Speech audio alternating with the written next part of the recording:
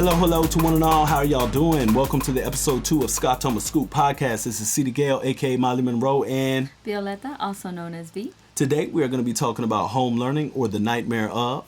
I'm speaking for myself. I can't speak for everyone, but the nightmare is the best word I can use to describe it.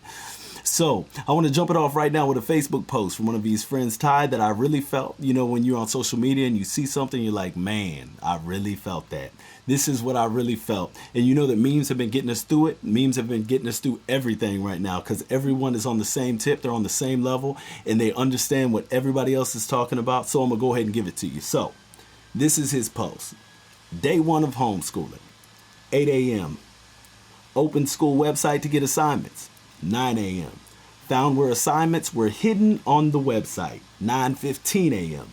Called school to have the website explained, 9:30 a.m. Called school again, 9:45 a.m.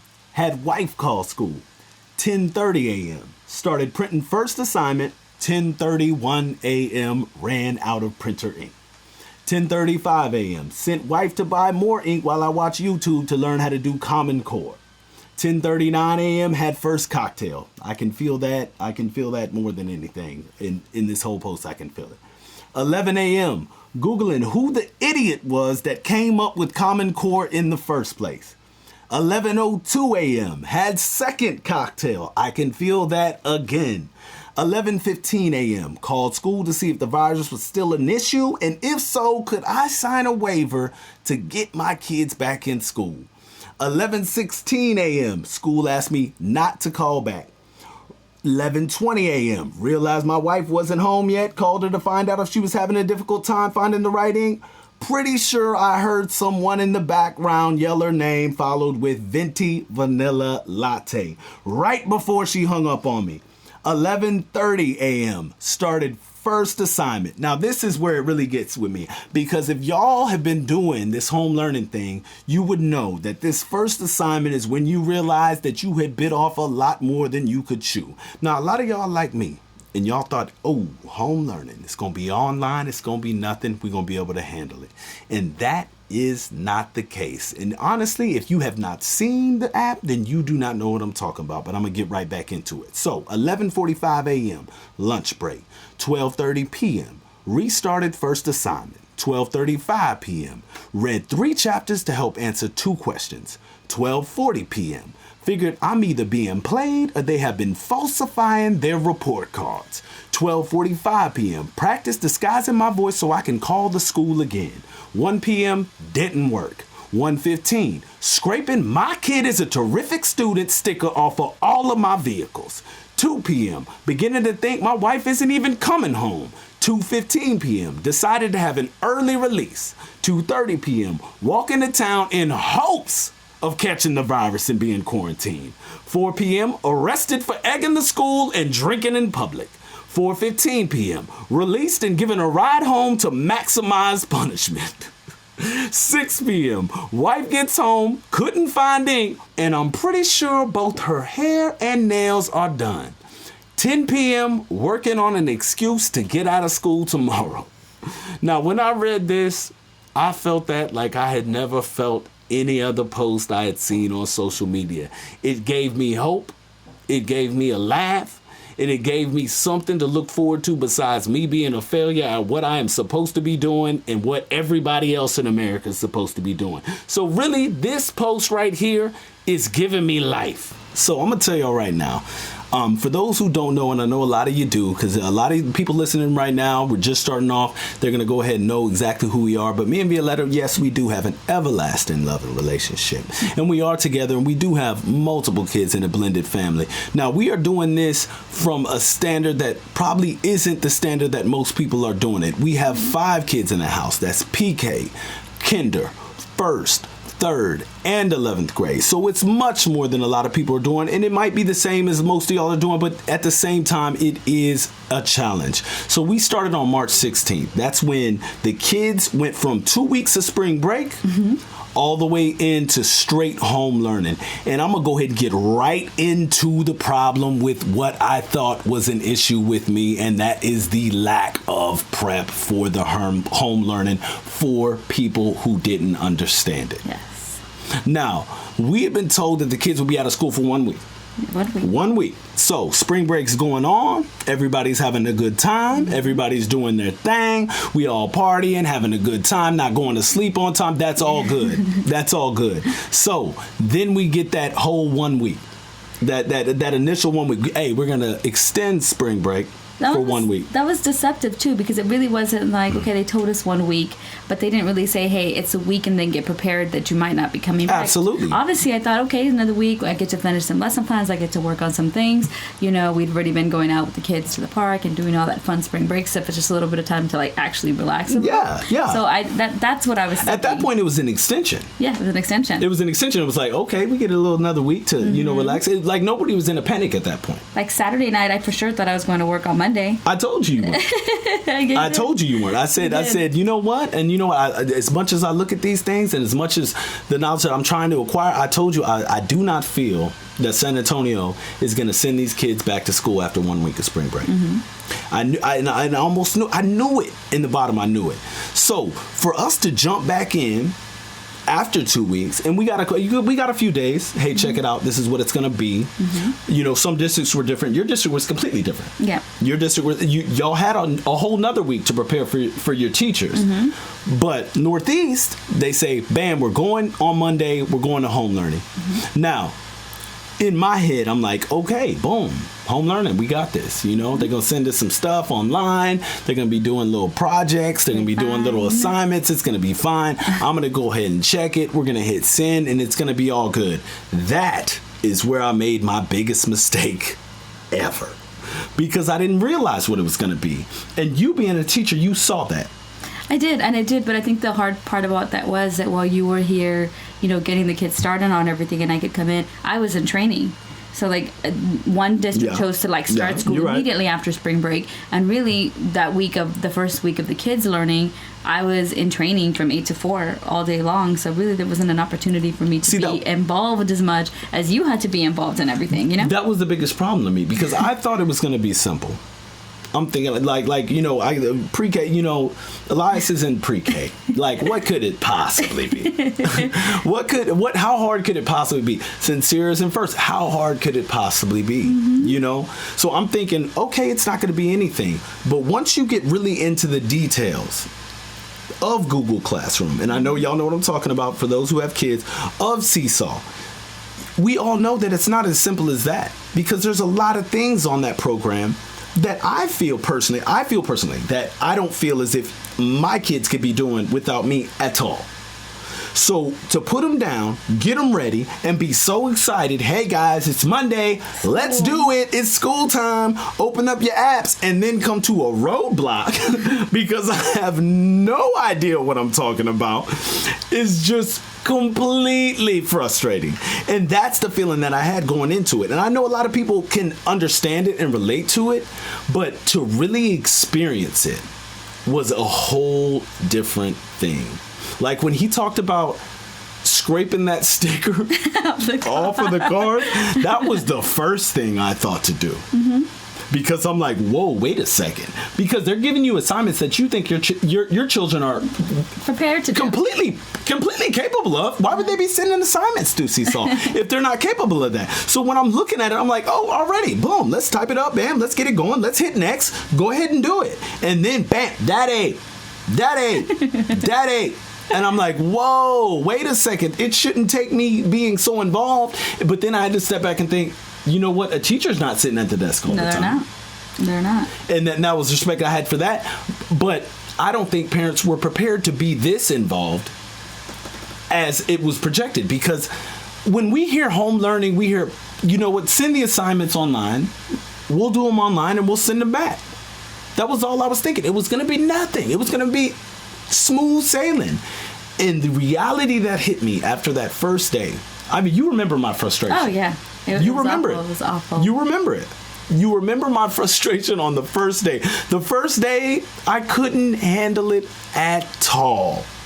I thought that he would know. I thought that I would know. I thought that I would be able to get it done, and that was not the case. It was not the case. So I'm having to come and talk to you. You're trying to do your own thing. Yeah. You already teaching. You got students that are pretty much on Zoom chat with you, and I'm busting in the room like, hey, what does this mean? Or where do I go? It was a lot of chaos, a lot of things. And then, too, I took it for granted because I'm like, okay, these apps are, to me, pretty intuitive, right? Because I use them every day. So I've used Google Classroom, I've used Seesaw, I've used Single Sign-On. Like, I know how to get these kids on there. I'm like trying to run down through these instructions. This is what you got to do, and this is how you got to get to it. But not all of the kids had already done it. Like not all the schools had already exposed the kids to that. So some of the I felt like my kids hadn't done it at all. Elias hadn't done it, and I was worried about the little ones only because I know I don't even want to get started on the little ones. Documenting their work is just incredibly different than sending Adam to his room and be like, hey, get on your laptop, get on your Google Classroom, type up your assignment. That's a totally different thing. You would think, at first thought, you would think, okay, the younger they get, as far as what the assignments would be the easiest, and at the same time, the older they get, as far as the assignments, the less attention they need. Well, it's not as guided. It's not guided at all. It's not guided at all. It's, hey, boom, click on this. Bam, take a video of your kid running around the living room, placing down little pieces of paper and jumping off. I'm like, oh, no, I don't have time for this. I don't have time for this, and I'm going to move on. But you can't. And, you know, you're looking at it, and nobody wants to be a bad parent. Nobody wants to be a bad parent. Nobody wants to sit up there and say, hey, my kid's not doing this, my kid's not doing that. But the level at which people thought they were going to be working with their kids and the level at which the actuality of what they were working with their kids at is on two completely different levels. And I was completely shocked. And I'm already the type of person to get frustrated. You know, of course, yeah. My patience is thin to none. Yeah. Thin to none. So when I'm sitting up here, I'll tell you like this. Sincere, I didn't know this. And if you're not in school with your kids every day, you don't know certain things that they do. Like Sincere, he writes from the bottom to the top. So what you would normally do when you write an S is to start at the top and do the S from the top to the bottom. So he writes from the bottom to the top. Now, I don't even know, like, as a teacher, like, I'm not a teacher, so I don't know if that's a wrong thing to do. But when I look at it, I say, what in the hell are you doing right now? And he doesn't know how to do it any other way. So we can't go back to the beginning of how to write letters. We have to keep moving on. But when I watch it, my hand shakes. My hand shakes because I don't understand what he's doing and why he's doing it that way. I've never seen that done before. And it's very, very frustrating to me. And that's one of the things that you have to kind of, you got to pick your battles with it. Like what is important, what is not important? Is he writing? Yes, that's good. Is he writing wrong, or as opposed to how you would write? Absolutely, he's not writing how you would write. Do we go back all the way and begin again, or do we just keep... That's the thought, though. And a lot of parents like, honestly, I'm involved with my kids at school, but I'm not 100% involved. You know, I'm not answering every single email. You know what I'm saying? So if I'm not 100% and I feel that I am, there's a lot of parents that aren't involved at all. And if they're not involved at all, then they might not be doing the things that they're doing even to begin this process. And I think that that's also a thing where people have to kind of take it easy on themselves, because it's not always about being 100% involved or not 100% involved. Sometimes your profession keeps you from being involved. Sometimes your financial situation keeps you from being involved. I mean, I know everybody who's sending their kids to school wants the best for their kids at school. Absolutely. And the level of support that you give them is different. But I think, like we were saying in the beginning, this lack of prep, it wasn't like we knew, hey, you got a week to get your stuff together. Go get your pencils, go get your paper, go get your supplies, go get everything ready, set up this little station, have everything ready. We didn't. So in all honesty, we're kind of scrambling that same week, trying to get everything together and trying to get everything to work. Scrambling that week is an understatement. And even on that, so let's think, okay, we are scrambling to get things in a city that is shutting down stores, that is limiting our access to things. So Absolutely. It's like it's not like we had this ability or this free time to really go get what we needed. We can't Amazon anything. We can't get things here where everything's missing. We can't find the things that we need. It's like Best Buy. It's like Best Buy. Yeah, it's like Best Buy. Like, we went to Best Buy, and I'm gonna tell you right now, to give a minimum amount of money that we spent just to get ready for the home learning was probably at least maybe $1,000, and that's over time. It's not one setting $1,000, but I'm saying, hey, boom, boom, boom. My laptop's outdated. Yeah. I gotta have something that can really get it done. So I'm gonna get a Chromebook. And we went to Best Buy. We went to Best Buy, and I'm like, okay, you know what? We get there, we park, we go to walk in. Whoa, sir. can you stop right there and wait over here? I'm like, oh, what's going on? They're like, oh, you need somebody to walk with you in the store. Yeah. And it shows you the progression of how things escalated so quickly. I'm like, oh, wow, you got to have somebody to walk with you. Mm-hmm. We get into Best Buy. We got somebody walking around with the mask telling us what do we need to look at. We're not used to shopping like that. I just want to walk around the store and see what I want to get. Mm-hmm. She's taking me to the section like, what do you want to get? Boom, where do you look at it? Point it out. And I'm like, whoa, let me think about it. I'm scared to touch something. Like somebody's going to grab my wrist like a 3-year-old. Yeah. So I made the decision, and you already know how Best Buy goes. You get there, anything when it comes to electronics. You get there, you want something, and once you get to looking at it, you realize, maybe I should get something better. Yeah. And that's exactly what I did. Got this unbelievable Chromebook. We get ready to go. We get home. What happens? I realized that this Chromebook may be a little too advanced for what Sincere really needs as a first grader. Guess what? We're back at Best Buy to get some tablets because you were smart. You bought the 2 tablets to begin with. We're back at Best Buy. We went on Saturday. What happened when we went on Sunday? So we went on Sunday. We're trying to get in there. We're trying to get in the store. They don't take any more people in the store. So we have to order online and pick up curbside because they're not allowing you to go in there. And we were only lucky that we'd already seen the items the day before, and we kind of got to a feel of what we really, really needed. So we were able to order it curbside and pick it up. But at the same time, if you're one of those people that like researches and shops, you weren't able to do that. You don't have that ability. The first day we either went in and bought exactly what we needed because there wasn't really any shopping. When somebody's walking around with you in the store telling you what do you need, it's kind of overwhelming. Like it's kind of pressured. I felt like honestly I might not even have bought the Chromebook if she wouldn't have been like, hey, this is it, what do you want to do? And we're all standing there in a group of 3. You know what, box it up, just box it up. We're gonna move on.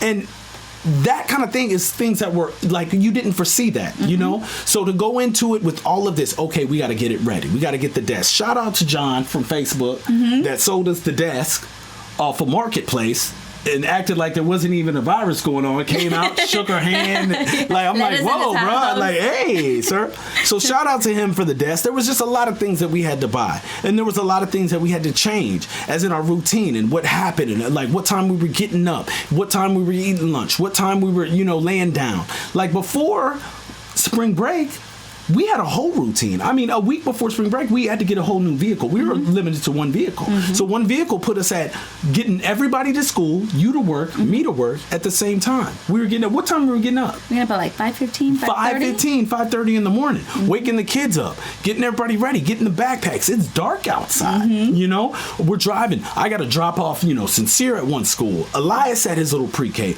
Drive all the way back. Get me at my job. Get you to school. Get Joaquin, get Dahlia to school. So the whole routine changed because we go from spring break, it's party time. You know what I'm saying? At the beginning of spring break, it's party time for everybody. There's no bedtime. We're going to hang out. We're going to play video games. We're going to the park. We're going to run around, So with all of that, to change into, hey, this is what's going on, guys.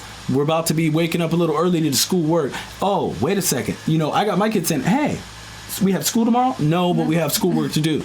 Why are we getting up early? And it's hard to explain, but you do have to have that structure because if you don't, it's just going to be confusing for not only yourself, and it's going to be confusing for them. And that's the thing that kind of threw me off. That's the thing that kind of like made me really think about how serious this really was, because to begin with, when I first heard about it, okay, the kids aren't going back to school and we're just going to go ahead and get into it. We're going to do this home learning. Everything's going to be good. And that puts a whole lot of point to what's really going on in your lifestyle, what's really going on in your home.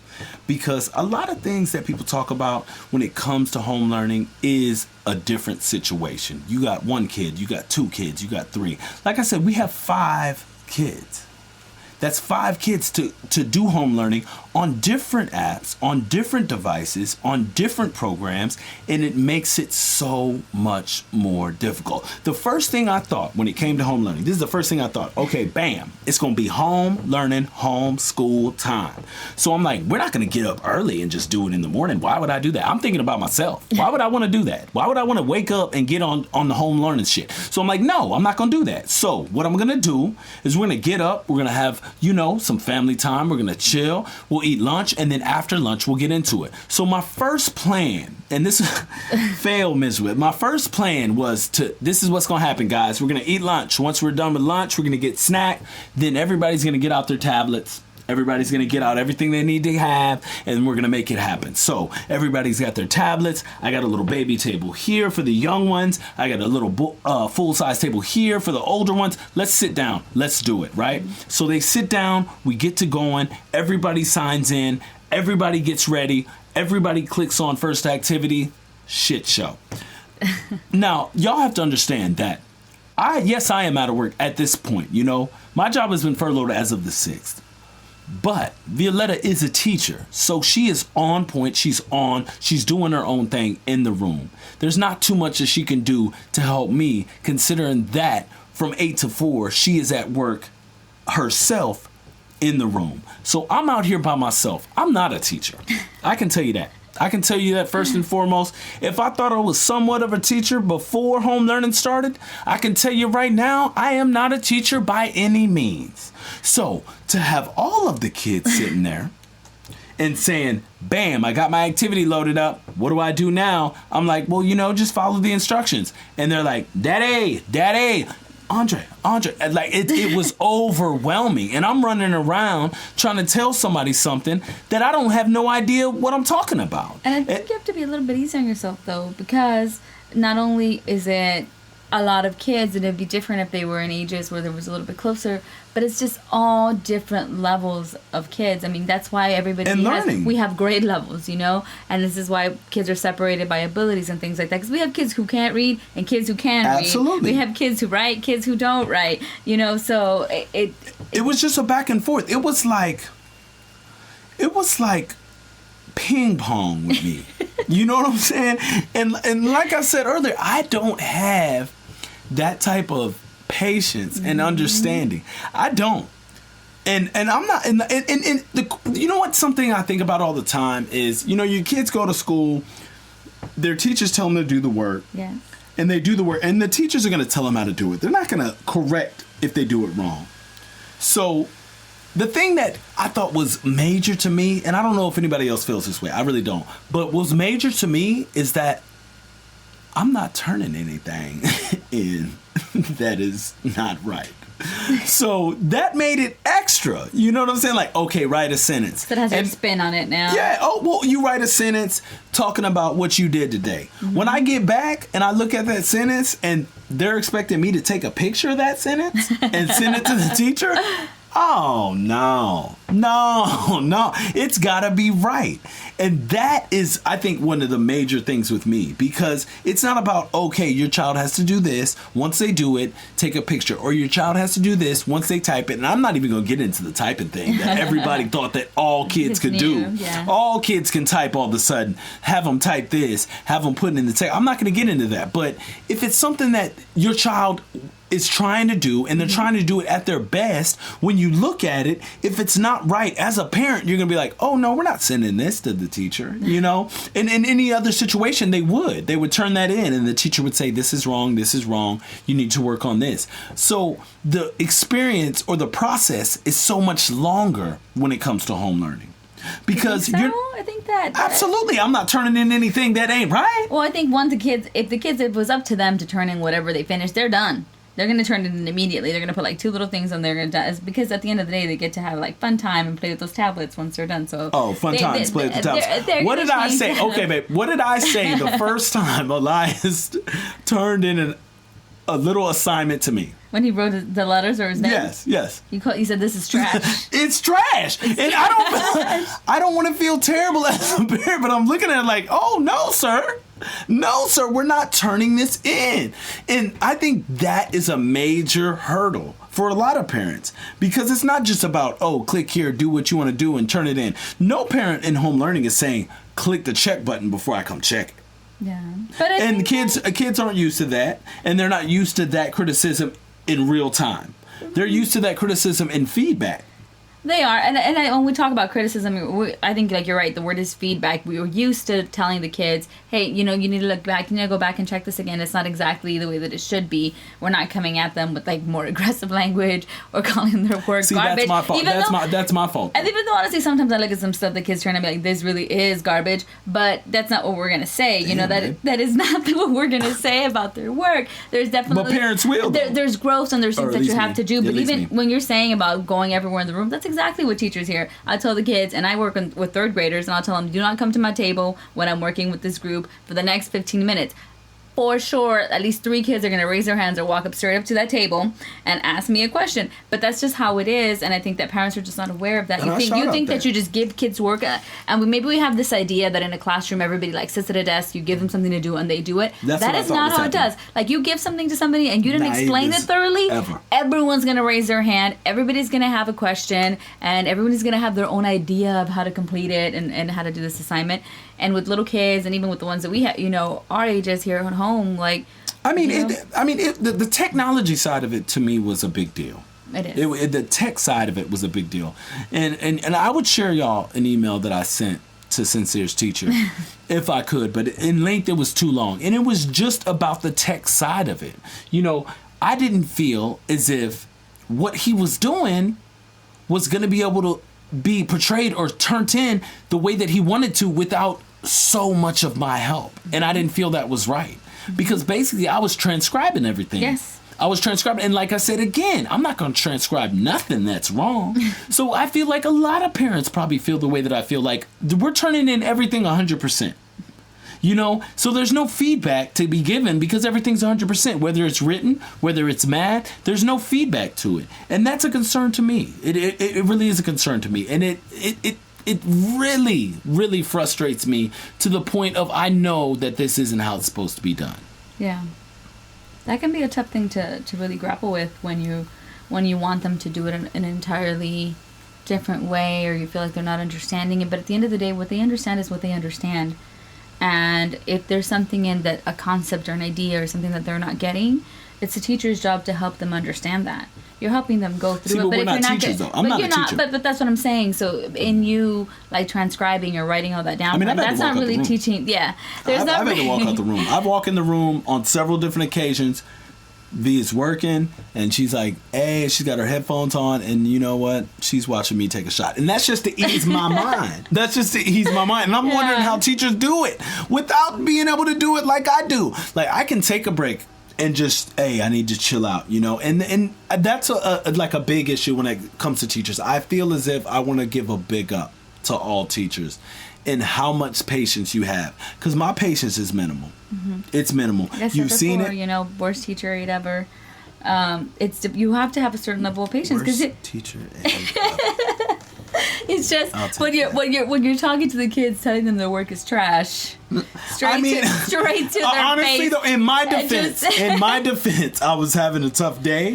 You were. It was day one. It was day one, and I had high expectations. Like I said, when nobody was talking about scraping that, my student is. I thought that my student was doing a very good job from the report cards that I got. So from the work that I got, I was like, oh no. So in my defense, yes, I said that. But you know what? Don't judge me on that. Don't judge me on that. It's good. You're getting better. He's getting better. He's learning. Of course. And because he's forced to do that, because there's definitely this balance of like working from home and home learning that we've had to grapple with, because I am the teacher here, but I can't be as active with my own children as I have to be with my students.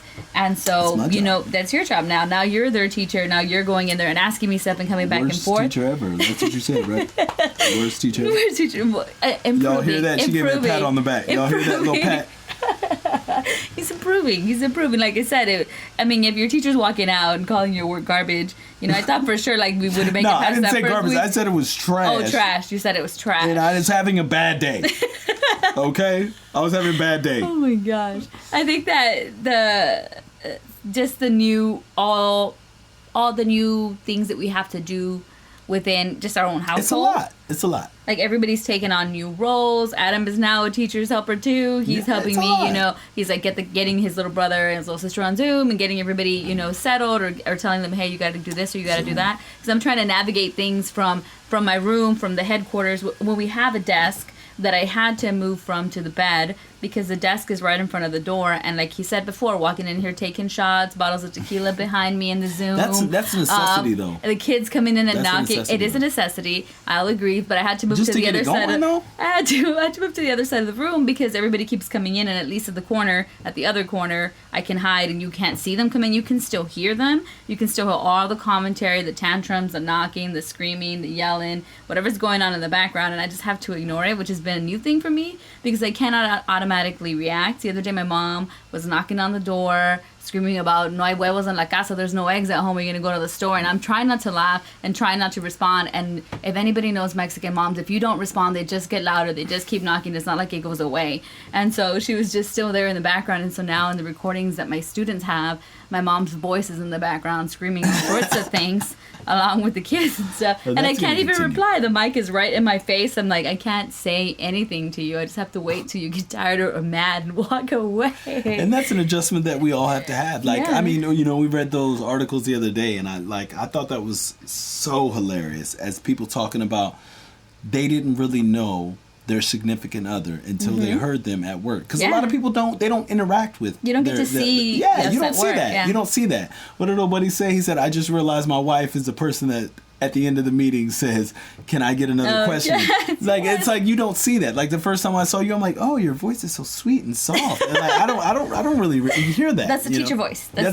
the happy teacher voice. And that's my work voice. A lot of people say you don't talk like that. You know, I work retail, you know, and as far as how I am with friends and family, and as far as I am at work, of course, with everybody's job, it's different. And you know, that's a huge thing that I thought was hilarious, you know. And then you're trying to do it, and I'm trying to take care of the kids. It's just a lot. It's just a lot. So check it out, guys. When we get back, we're going to be talking about what's really working and what's not working when it comes to what's going on with this home learning thing.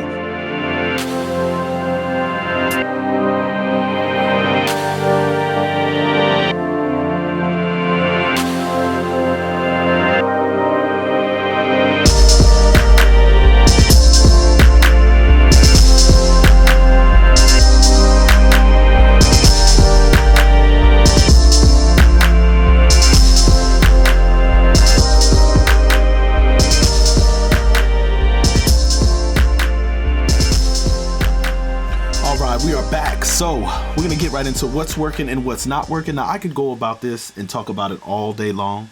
There's so many different things that have happened since we've begun this that have just taken me from up to down like a roller coaster of emotions. But I want to ask you, V, what do you think is working and it's not working with us? So I think I'm going to start with working because I want to start on a positive note about it. I want to say that I feel it has brought all the kids closer together.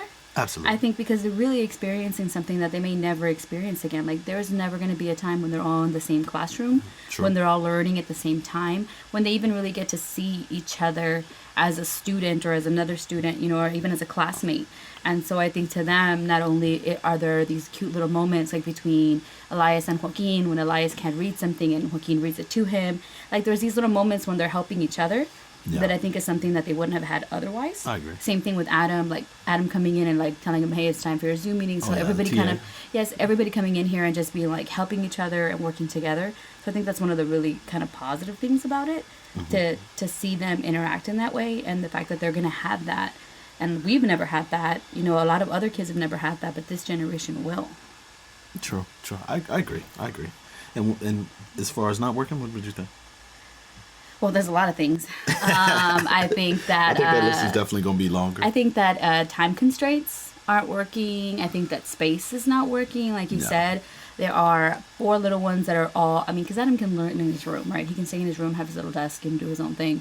But the 4 little ones, I don't even think they really understand when one of them is working and the other one is not, that you can't go mess with them. Absolutely. That you can't be like, hey, let's go watch this movie. I think that's been a huge problem too. Yeah. Because they distract each other, and so then you see one of, like, you know, someone else out there playing, you want to go play with them. So I think that that's a difficult thing. And given that we don't have that much space, we basically have to create a schoolroom in the living room, an office in the bedroom. You know, Adam's room is taken, which leaves us what? The kitchen and the hallway? Yeah. That leaves us, those are the only other 2 rooms that we can use, you know, to separate everybody. And it's not that easy, especially when you're walking around back and forth with everybody. Like, running around back and forth. Yeah. So I think that's some of the things that's not working. Yeah, I'd agree. It's definitely with the space thing. I mean, It's different when everybody's learning the exact same thing, or we're all on the exact same activity. We're all paying attention to the fake teacher with the with the false credentials. But that is definitely something that I thought about was the space thing. If I had to say what was working, I would say that it would be just getting in that routine. I mean, of course, over time, 21 days creates a habit. That routine, when, okay, this is what time we're going to eat lunch. This is when we're going to start class. This is when we're going to finish. That kind of, over time, has gotten a little easier, gotten a little better. And like I said, on your talking points on what's working, I do agree. If I had to get on my long, extensive list of what's not working and had to just pick some bullet points, I would say that what's not working, the biggest thing that's not working in the entire situation would be myself. Because I am easily frustrated. I don't. I mean, a lot of y'all know me. Some of y'all don't. But you know me. Yes, you know how easily frustrated I am. So I didn't prepare myself for how hands-on it was going to be. Like I said, I thought it was going to be click, open, let me know when you're done kind of thing. And it's absolutely not that. It's so far from that. It's, it's ridiculous. So, for me to be sitting, hovering over the shoulder, and especially with these apps, and I think a lot of parents will understand when I say this, a lot of it seems to be something simple, but once you really get into it, you realize it takes the parent to go ahead and set things up a lot more than you would have thought. So, I'm actually, making these, text boxes and, shifting this and, making sure the shift capital. I mean, Sincere doesn't understand all that. The typing part alone, all of a sudden, all of our kids, know how to type. So that was just blew my mind that was supposed to be going on. It was one of those things where, so even me, like when I'm teaching and I started using Chromebooks with my students, I was like, none of these kids know how to even use the basic typing keys. Exactly. So I'm sitting here like, hey guys, write this paragraph, write the story, and they're like typing one letter at a time. I was like, you can't do that in 15 minutes. So I think as an educator, I found a little bit of time in my schedule to make sure to have like lessons that they could play as games, that we play as games as a class, because it's an essential skill. Like we learned it on a computer, but obviously we had now. typing class. We had typing. I don't know about that early, probably not that early, but I'm sure they don't have it anymore. They don't. And so I think that's like another added step where you have to create this kind of background knowledge with them of like, hey, now you have to learn how to use the shift key, or if you're using a Chromebook, like how to screenshot. There's a lot of little things that are not explicitly taught that now they're learning or now they're getting, which again I think is another positive of it. There's a lot of skills that they're going to learn now that are going to help them in the future. But yeah, definitely I can see why that would get you to a certain level of frustration. I mean, you hear me when Dahlia comes in here asking me for her password or to log her into the computer. I about want to throw that computer on the right. Yeah, exactly. We ain't even doing this today. I was How about I gave you a card with the login and the information, and it comes from being a teacher and 14 kids asking me, Miss, what's my password? Yeah. When I wrote it, when it's taped to their computers. I can't even imagine. I can't even imagine. I mean, I got 4 of them, I got 4 of them doing the home learning, losing my mind, losing my mind. So complete shout out and much respect to all teachers, everybody in the educational program, because it is something that we never really got to shine light on as parents as to how much goes into educating our children, how much effort it takes, how much, thought goes into these lesson plans and what they're doing. I will say that whiteboard was a great idea. We have a whiteboard. We have what you're going to be doing today. We'll look on your agenda, figure out which lessons you need to do. That kind of makes everything good. You can check off. So that really was working. But one of the things that I wanted to touch on and that we were talking about early was that this idea of the perfection and the pressure of the perfection, because me personally, when, you think when your kids go to school, they're given an assignment, they do that assignment, they turn that assignment in, there will be mistakes, they will be pointed out, hey, next time do this, next time do that. Now here in this household, with me and how I'm running teacher, we're not turning in anything that's not 100% correct. So when I go over to the tablet and I look at it, I'm like, oh man, what is really happening right now? We're not going to do this. We're going to go back and do it again, which makes extra time. And that was kind of a confusing thing to me. Am I supposed to just let him run it and get the feedback? Or am I supposed to make sure that it's 100%? That's the only thing that I would think that it would be 100%. I mean, the other day, I'm letting Sincere has to write a sentence. It's he has to write a sentence using these keywords, and I think it was something having to do with gym and, cleaning up all the balls in the gym. And, and I said, all right, boom, boom, boom. Say, hey, after gym class, I picked up all the balls. And I'm sitting there, waiting for him to get done. And I go over there and I go, what is this? And then he was so defeated. And he goes, I don't know how to smell balls. I said, oh, man. So, I just had to just kind of woosah and close my eyes. And I'm like, oh, wait a second. What's really going on, And I wasn't going to let him spell that wrong.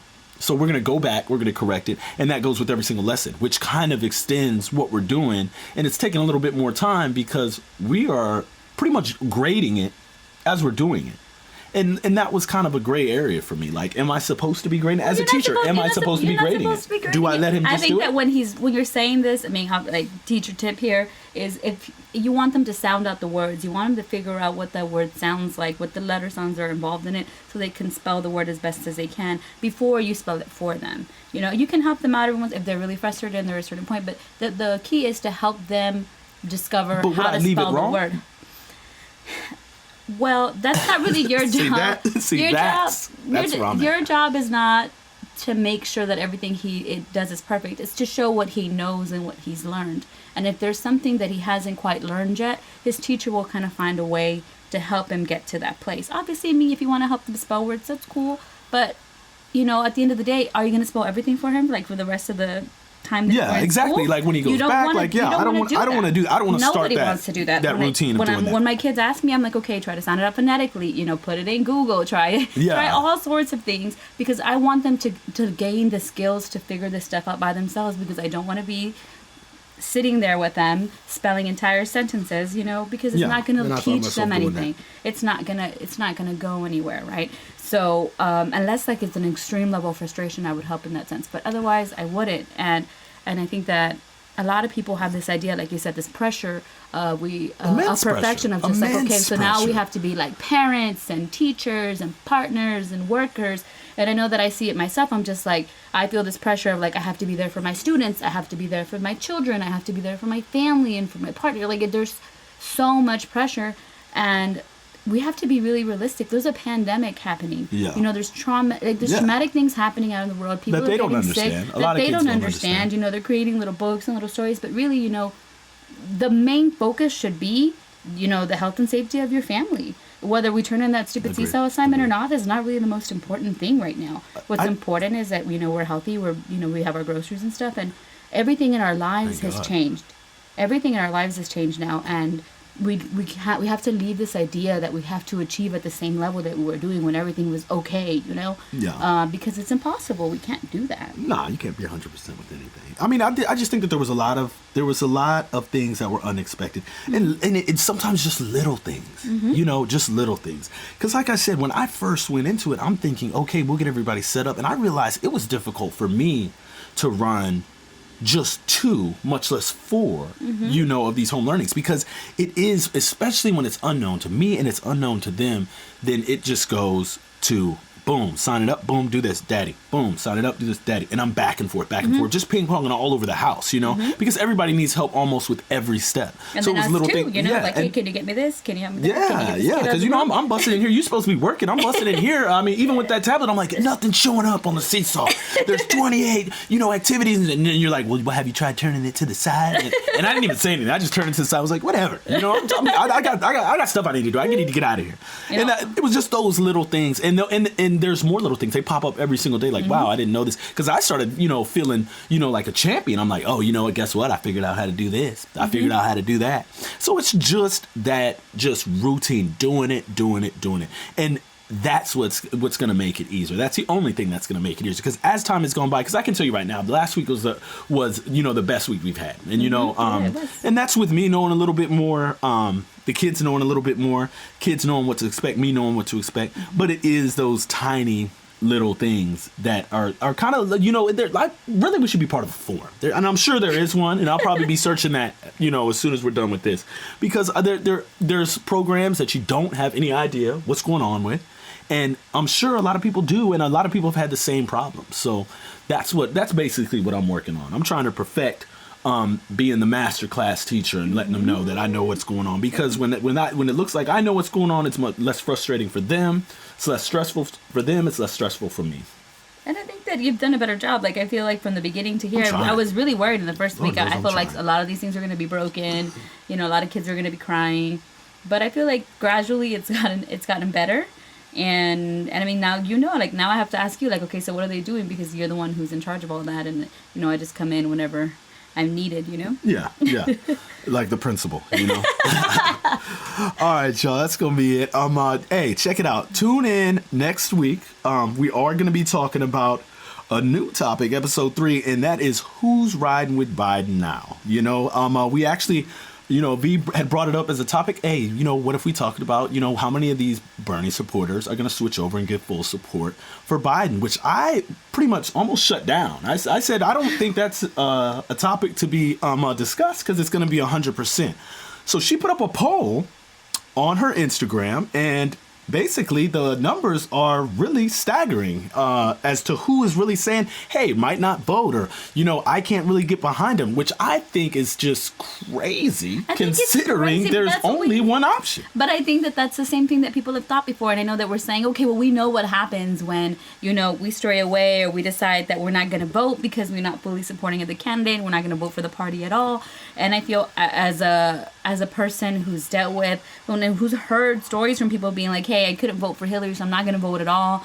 That's just whole crazy idea. It's reckless and irresponsible to me. I wish there was a party that was just like anybody but Trump, But I have mixed feelings about it. I know that there's a lot of people that have mixed feelings about it, and I think I can't understand. And I would think that it'd be very silly of us to completely dismiss it and just think that automatically because Bernie drops out and everybody's kind of everybody's heartbroken and everybody's defeated a little bit, that they're just gonna ride for Biden now, like they're just gonna switch sides like that. I think that these, even though they're within the same party, they have very different views, different point of views, and different beliefs and stuff. So I think that now us thinking that automatically because those Bernie Sanders dropped out, that his followers are going to go to Biden, I think that that's the wrong idea to think of. I don't think that we should simplify a voter's role as just, hey, okay, now you're expendable. Now this is the next choice that you got. You don't got no other choice. Because really we do. Your choice is to vote or not to vote. And my concern is people not voting and Trump being elected again, which is really my nightmare situation. But, I'm interested. I want to keep hearing from people, and I want to keep We'll put it up on the Scotoma Scoop. We'll put up that same poll, and we'll give it a week, and then we'll come back to it. Once again, thanks for tuning in. There are some resources for the home learning that we are going to put up on Facebook. You can find us on Facebook, Twitter, Instagram, all of the above. So, stay safe, stay sane, stay home.